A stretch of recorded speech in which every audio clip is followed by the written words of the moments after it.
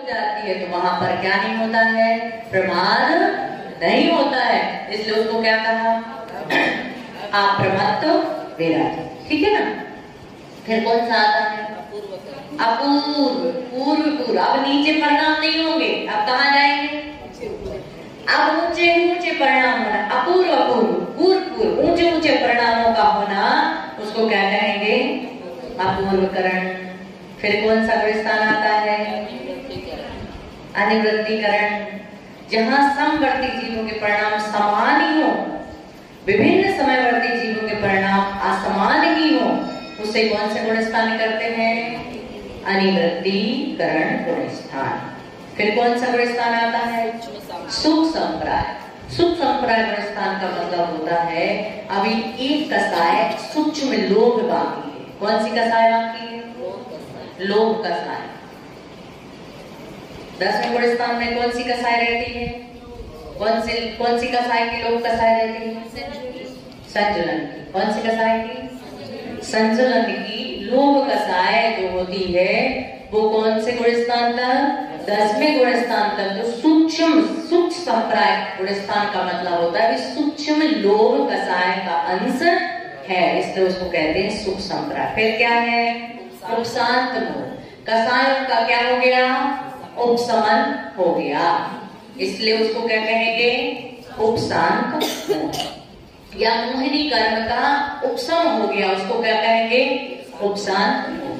फिर कौन सा गुण स्थान आता है, क्षीण मोह। 12वां गुण स्थान है क्षीण मोह। उसका मतलब है क्षीण, मोहिनी कर्म जो था उसको क्या कर दिया है, नष्ट कर दिया, उसको कहेंगे क्षीण मोह गुण स्थान। फिर कौन सा है, संयोग केवली, यानी कि जो 13वां गुण स्थान है उसको कहेंगे जहां पर 4 घातीय कर्मों का क्या कर दिया है, नाश कर दिया है, उसको कहेंगे संयोग केवली गुण स्थान। और जहां पर 8 कर्मों का नाश हो गया उसको क्या कहेंगे, अयोग केवली गुण स्थान। ठीक है ना।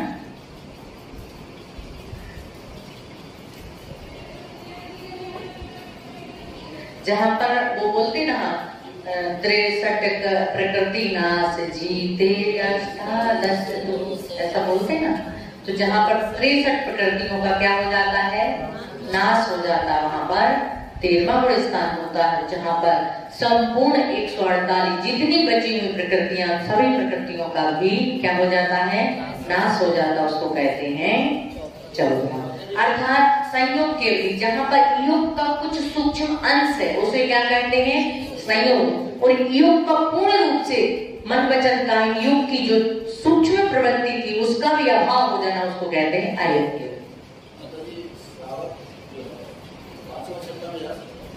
नहीं है, 5 तक जा सकता है। यदि वो वृद्धि हो जाता है 5वें गुण स्थान को तो 63 से भी प्राप्त कर सकता है। हाँ, पहले गुण स्थान से 5वें गुण स्थान तक 63 जाता है, पहले गुण स्थान से 4थे गुण स्थान तक देवगति। देवगति का जो जीव होता है ना, देव, यहाँ प्रति से प्रथमाधारी, क्या प्रति से प्रथमाधारी। लेकिन जैसे कोई 63 होता है ना, वो अणुव्रतों को धारण कर लेता है। क्या कर लेता है, अणुव्रतों को धारण कर लेता है। उस अपेक्षा से 63 भी 5वें गुण स्थान को प्राप्त कर सकता। पहले से लेकर के 5 गुण स्थान तक 63 जाता है, पहले से 4थे गुण स्थान तक देव होते हैं, पहले से 4थे गुण स्थान तक नारकी होते हैं, पहले से 14वें गुण स्थान तक मनुष्य गति का जीव होता है।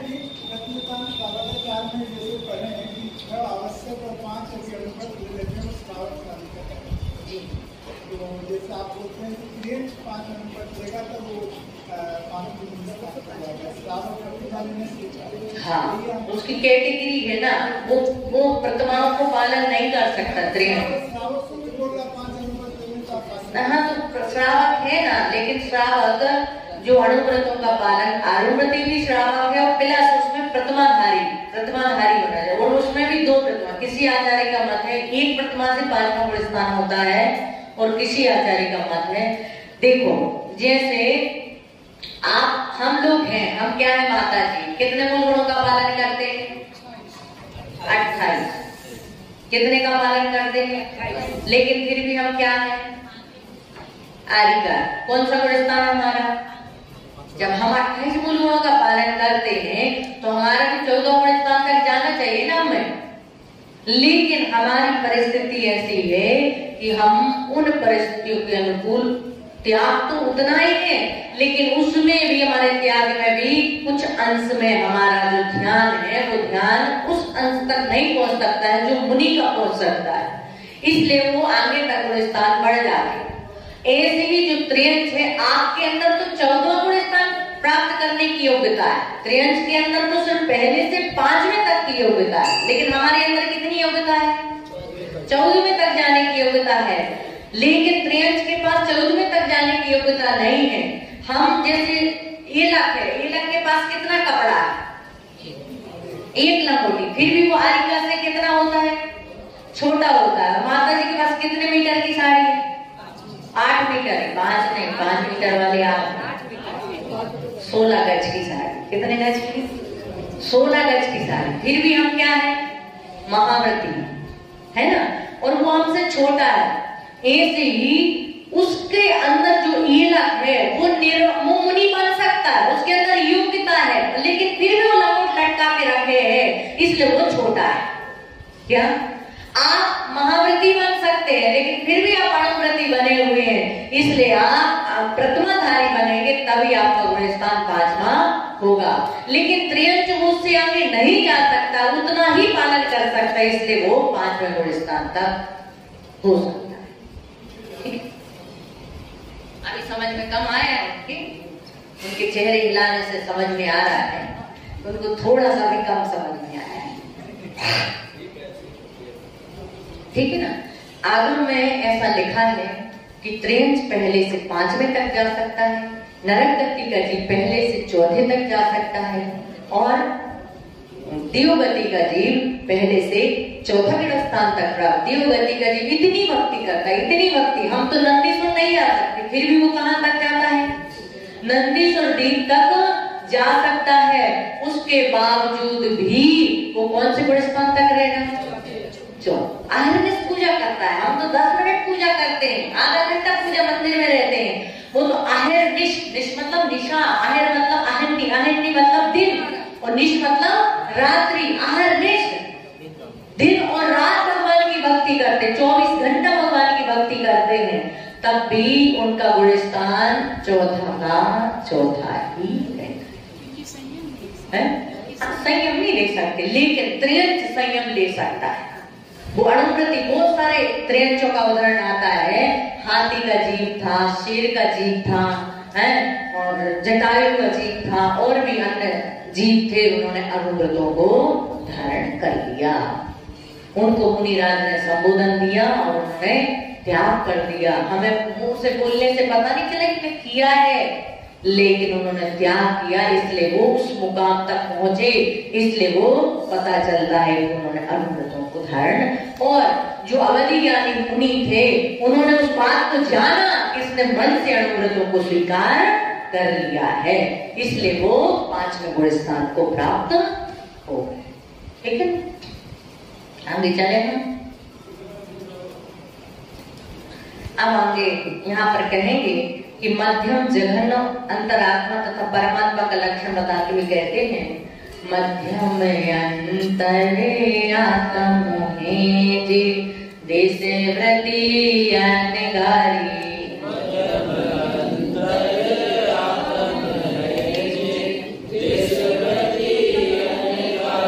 जघन कहे अविरत समदृष्टि तीनों सेव मार्गचारी।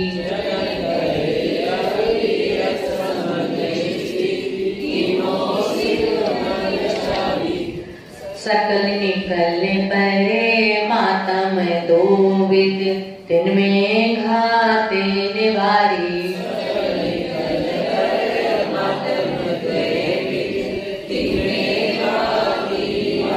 सिरियरे हंते सकल परे मातम लोकालोके निहारी।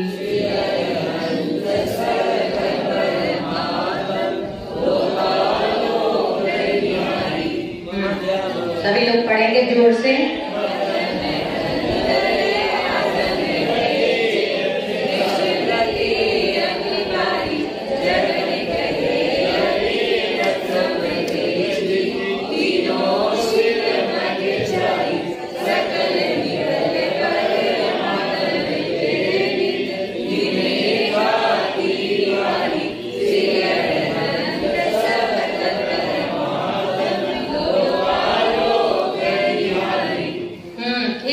मध्यम अंतर आत्म है जे देश वृत्ति अनगारी।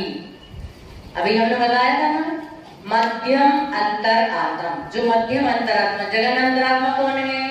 1 से 4 बहुत गड़बड़ करते आप। अभी यहाँ पे उत्तम अंतरात्मा कौन थे? शुद्धोपयोगी मुनि। कौन थे? शुद्धोपयोगी मुनि। कौन से गुण स्थान पर थी? 7 से 12 है। अब कौन से आएंगे उत्तम के बाद? मध्यम। तो मध्यम अंतरात्मा कौन है? देश वृत्ति अनगारी। देश वृत्ति और अनगारी। देश वृत्ति और अनगारी। अनगारी किसको कहते हैं? जो घर से हम लोग भी अनगारी हैं, लेकिन देश वृत्ति में 2 है, एक गारी है और एक अनगारी है। एक गारी है और एक अनगारी। गारी से मतलब घर से शहर और अनगारी से मतलब घर से ग्रामीण। तो देश वृत्ति में 2 है। जैसे हम साधु हैं, क्षुल्लक के, इलक के, क्या है? अनगारी। 5 गुण स्थान बढ़ती होने पर भी कैसे हैं? अनगारी है। और जो वृत्ति है वो क्या है? घर से शहर होने पर भी वो 5 गुण स्थान बढ़ती है, इसलिए वो। और अनगारी से मतलब यहाँ पे लेना है 6ठे गुण स्थान बढ़ती मुनि। ठीक है ना? तो मध्यम अंतर आत्म है जे देश वृत्ति अनगारी। देश वृत्ति और अनगारी अर्थात 5वें गुण स्थान वर्ती और 6ठे गुण स्थान वर्ती। अब जघन कहे अविरत समदृष्टि। जघन मतलब जघन अंतरात्मा जो है वो अविरति, वृत्ति नहीं है, लेकिन क्या है? सम्यक दृष्टि है, इसलिए वो जघन अंतर आत्मा है। लेकिन तीनों से विमुक्तचारी। वो तीनों कैसे हैं? मोक्ष मार्गी है, मोक्ष जाने वाले हैं। सकल निकल परमात्मा 2 भी। सकल परमात्मा के बहिरात्मा, अंतरात्मा और परमात्मा। तो कौन से बची आत्मा? परमात्मा। तो परमात्मा कौन है? तो कहते हैं सकल परमात्मा और निकल परमात्मा। परमात्मा 2 है, सकल परमात्मा और निकल परमात्मा। 2 विधि। 3 में घाती निवारी। जिन्होंने घातीय कर्मों का नाश कर दिया है वो श्री अरहंत सकल परमात्मा। वो कौन से परमात्मा है? सकल परमात्मा। लोकालोक निहारी। जिन जो लोक और आलोक को क्या करने वाले हैं? जानने वाले। बात समझ में आ रही कि नहीं? बताओ दादी, मध्यम अंतरात्मा कौन है? आंटी जी, सॉरी दादी, डोंट दादी। मध्यम अंतरात्मा कौन है? 4 गुण स्थान। अब फिर तुमने गड़बड़ किया। 5वें और 6ठे गुण स्थान वाली कौन है? अच्छा, जगन अंतरात्मा कौन है? अच्छा, और उत्तम अंतरात्मा कौन है? 7 में से 12 गुण स्थान वर्ती उत्तम ध्यान करने वाले मुनि। ठीक है ना? अब परमात्मा कितने प्रकार के हैं? 2। कौन कौन से? सकल परमात्मा और निकल परमात्मा। तो सकल परमात्मा कौन है? जिन्होंने 4 घातीय कर्मों का नाश कर दिया है, वो क्या है? सकल परमात्मा। 4 घातीय कर्म कौन कौन से हैं? ज्ञानावर्णी, दर्शनावर्णी, मोहिनी, अंतराय। ये 4 घातीय कर्म। इन 4 घातीय कर्मों को नाश किया हुआ है, वो क्या है? सकल परमात्मा। बात समझ में आ गई? सबको आ गई? ठीक है ना? आप कहेंगे समय हो गया आपका, बैठने एक बार पढ़ लें। ये बात समझ में आ गई सभी को? 4 घातीय कर्मों का जिन्होंने नाश कर दिया है वो सकल परमात्मा है। जिन्होंने 8 घातीय कर्मों का नाश किया है वो निकल परमात्मा। जो हमारे अनुजीवी गुणों को खाते हैं वो खातिया कर्म कहलाते हैं। कौन से कर्म कहलाते हैं? खातिया। जो हमारे अनुजीवी गुणों को नहीं खाते हैं वो क्या कहलाते हैं? अघातिया। ठीक है ना? हैं अपना काम कर रहे हैं लेकिन एक किसी को बाधित नहीं होते हैं, इसलिए इनको अघातिया कर्म कहते हैं। जो हमारे आत्मिक गुणों को, अनुजीवी गुणों को खाते हैं उन्हें क्या कहते हैं? घातिया कर्म कहते हैं। इनका नाम नहीं है घातिया अघातिया। जो नहीं घातते हैं वो अघातिया, जो घातते हैं वो घातिया। अब कह रहे हैं निकल परमात्मा का स्वरूप और उसके ध्यान का उपदेश देते हुए कहते हैं ज्ञान शरीर तिविध कर्म मल वर्जित से ते महत्ता।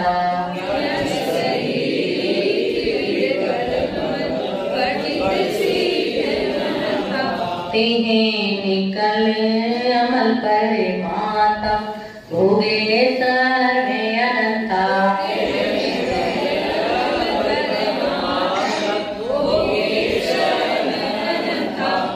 बहिरात्मता है जाने तजी अंतर्यात्म बुझे।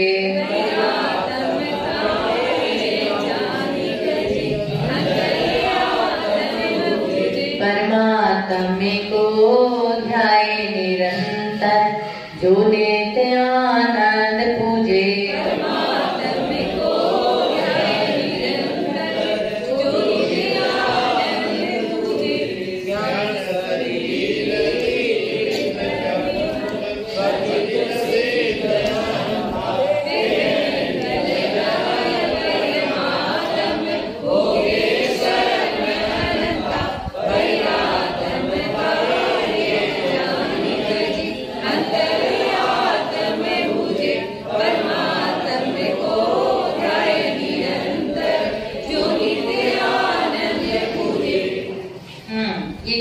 ज्ञान शरीरी, ज्ञान ही जिनका शरीर है।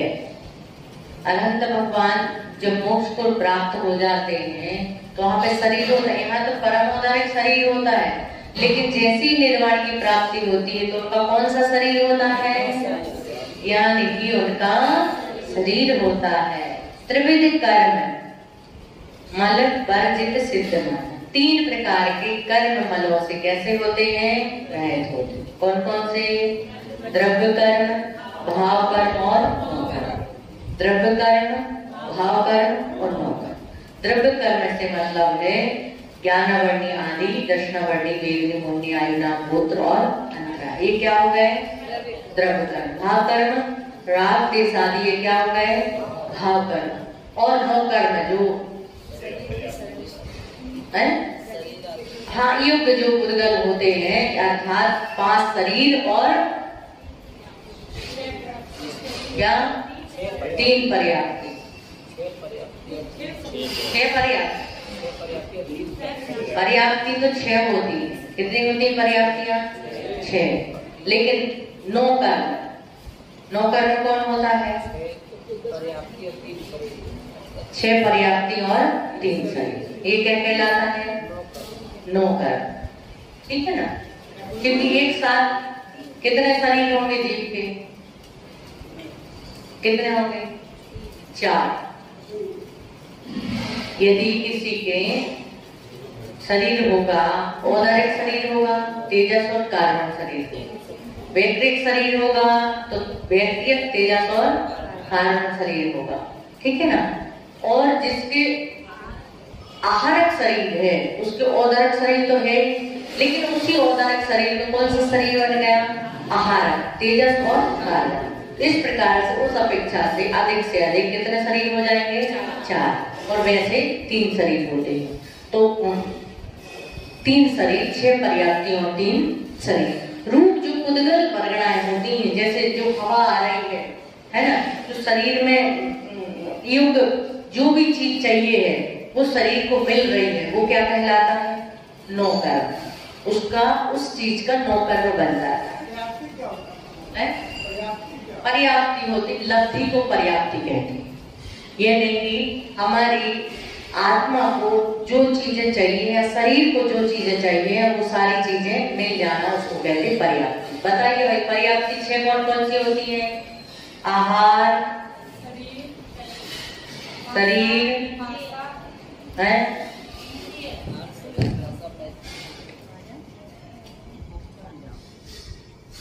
बताओ 6 पर्याप्ति कौन कौन सी इच्छा आती?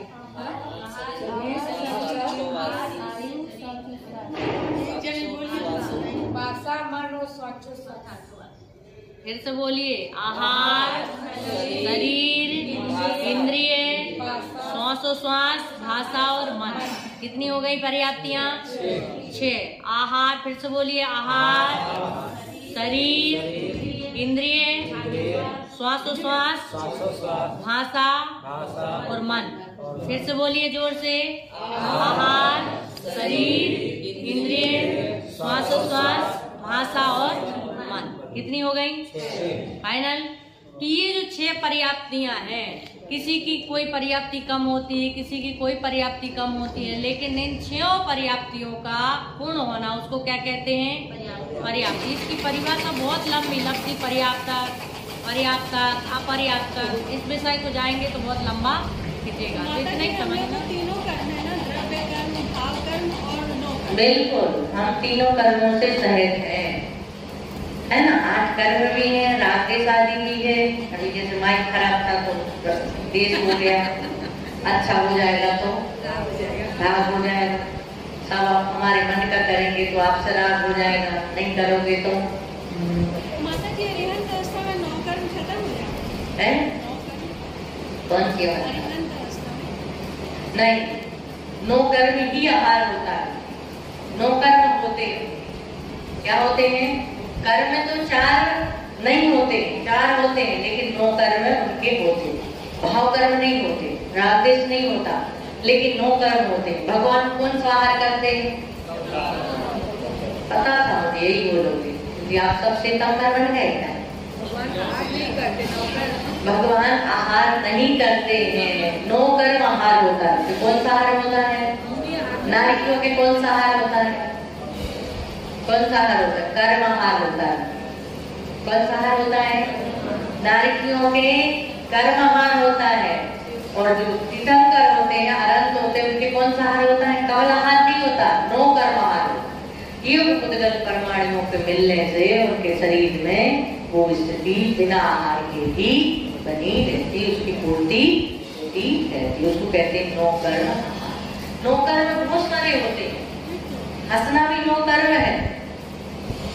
तो जहाँ जिस चीज को उसको आवश्यक है वो चीज मिल जाना, वो क्या बन जाएगा? उसका 9 कर्म हो जाएगा। ठीक है ना। रोना भी 9 कर्म है ना। ये जो चीजें हैं, जिस चीज की शरीर के लिए आवश्यकता है वो चीज उसको मिल जाना है, क्या है? 9 कर्म। ठीक है ना। ये बात समझ में आ गई। 3 शरीर से वो रहित होते, कर्ममल और कर्ममलों से जो रहित होते वो कौन से परमेष्टि कहलाते हैं? सिद्ध कहता है, सिद्ध परमेष्टि कहलाते हैं, सिद्ध कहलाते हैं। सकल निकल परमात्मा। तीन है निकल अमल परमात्मा। वो कौन सी परमात्मा है? निकल परमात्मा है। अमल अनेक कर्ममलों से रहित वो परमात्मा। भोगी सर्व अनंता, वो अनंत समय तक किसको भोगते हैं? किसको भोगते हैं? सुखों को। सर्व मतलब सुखों को भोगते हैं अनंत काल तक। बहिरात्मता हे जान, पंडित दौलतराम जी कह रहे हैं बहिरात्मता हे जान तरी अंतर आत्म मुझे। बहिरात्मा पने को त्याग करके अंतरात्मा बनो। कोई भी अंतरात्मा बनो, जघन, मध्यम या उत्तम, इन अंतरात्मा को प्राप्त करो। परमात्मा को ध्यान निरंतर और अंतरात्मा बन करके परमात्मा का निरंतर ध्यान करो। किसका ध्यान करो? क्योंकि लक्ष्य कहाँ तक पहुँचना है? अंतरात्मा तक नहीं रहना है। कहाँ तक पहुँचना है? परमात्मा तक। इसलिए उस परमात्मा का ध्यान करो जो नित आनंद पूजे, जो हमें आनंद को प्राप्त कराने में कारण है, यानी कि उस मोक्ष तक ले जाने में कारण है। इसलिए उसको परमात्मा का ध्यान और किसी